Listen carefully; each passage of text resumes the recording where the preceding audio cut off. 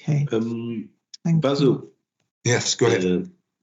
Just probably a little bit moving on or trying to get to this certificate stage for our building.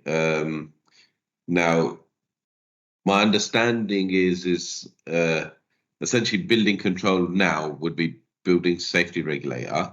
Right. And I just want to check with you our approach is correct in terms of, we've had our whole building essentially designed in terms of what improvements we need. And we're getting you guys to do a design review and make amendments to that as, a fire engineer. And when that goes to the building safety regulator, in your opinion, I'm not sure how, if you've done anything so far speaking to them, because it's fairly new after the 1st of October, but in your opinion, is it a matter of them challenging your professional judgment on the design, or how does that kind of process work? I'm sure that they could challenge, but I think they're not there to be fire engineers. That's not their job. I mean, you're meant to get professionals who are fire engineers. But if they see something that doesn't look right, they will have the ability to question it, and rightly so. Someone should have questioned the ACM on the outside of Grenfell. Someone should have, but they didn't.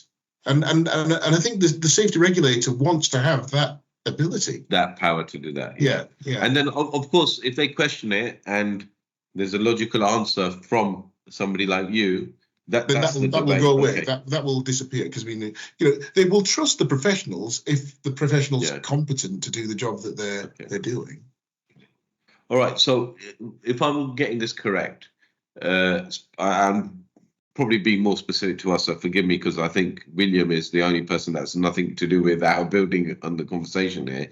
But your portal essentially puts the current picture as of today, what the building is, and tells you, look, this is all missing.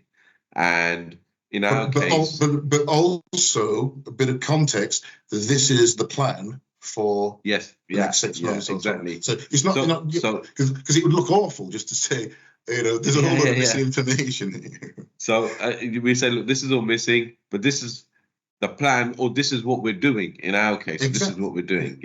And then that gets submitted. Now, essentially, am I correct in saying that building safety regulator will not give a certificate because it's still in progress? Or will they certify it because they can see this is the steps you're taking to mitigate that? Or what is the process around that? I can't answer that question because I don't, and I'm not even sure the building safety regulator knows yet. Look, we are on new ground here. In my view, knowing that you've got a problem and having a mitigation to that problem, so that the building remains, the risk remains tolerable for that building, to my mind, means the building can stay open. Whether the building safety regulator will follow that logic, I don't know. But certainly that's the logic of myself and a horde of fire engineers around the country. So I don't know. I mean, I'd like to think that common sense will prevail and that they will, follow that logic. But Matthew, we can say something. Yeah, could I add something to that, Amrit? It's something I've experienced on other buildings, and certainly from a developer side, that it's got to be realistic. So they find an issue which is the same serious concern. Are they going to, suddenly remove everyone from that block? Probably no. Are they going to insist on other measures like waking watch and all those sort of things? So I think it has to be practical. And obviously waking watch was a big thing. It was a massive cost, but that's what was deemed required. Even if there was adequate fire alarms in those buildings, if there was a risk of fire starting on the outside of the building or somewhere where we picked up straight away, that there was a process to monitor that. So I think that's probably what they'll do from a practical view. They're not going to suddenly start, shutting buildings down, but there will be steps have to be taken. No, I don't think I was asking if you're going to shut buildings down. I think it was a matter of, look, there's some buildings that you physically won't have the money for a number of years to do everything. Yeah. So Okay. you do it in stages, and do you get a certificate or you don't? And Basil, I think you answered that, if it's tolerable risk or not. Okay. So, answer it. Yeah. I think we're good. I think that's answered a lot of questions to us. When is your portal coming live? You said in a couple of weeks. Well, I'd like to think in the next week or so.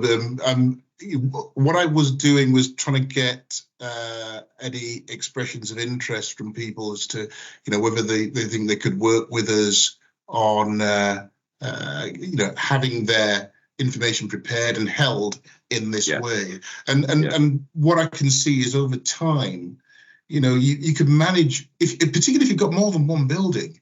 How on earth are you meant to do this? I mean, it's a huge amount of information, a huge responsibility that the government has just.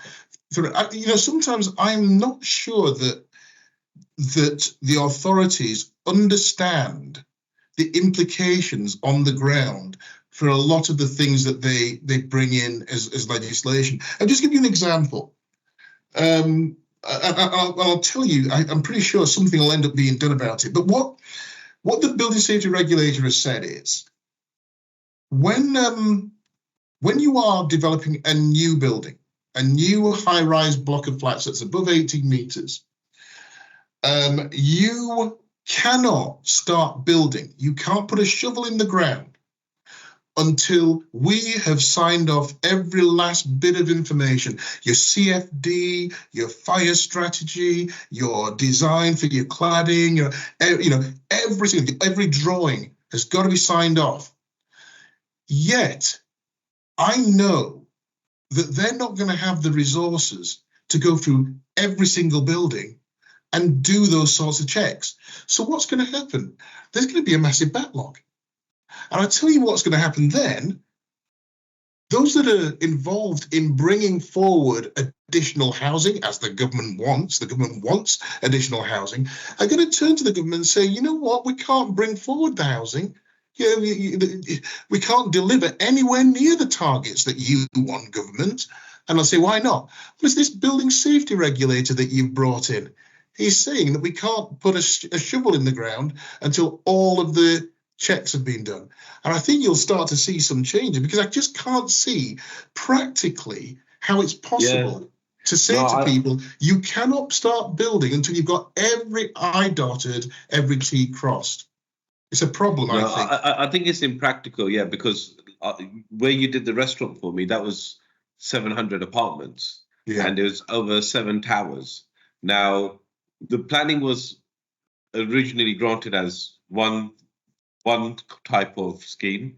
One of the towers was going to be a hotel, etc. And then you know what happens with developers, as they're building, they start applying for variations to the thing. So what happens when you start varying it? You've got to stop, you've got to keep on doing it. In reality, I think what's going to happen is just going to be like a free-for-all, and they're going to say, look, this is how it's been worked in practice, and that's how they'll end up working it, I think.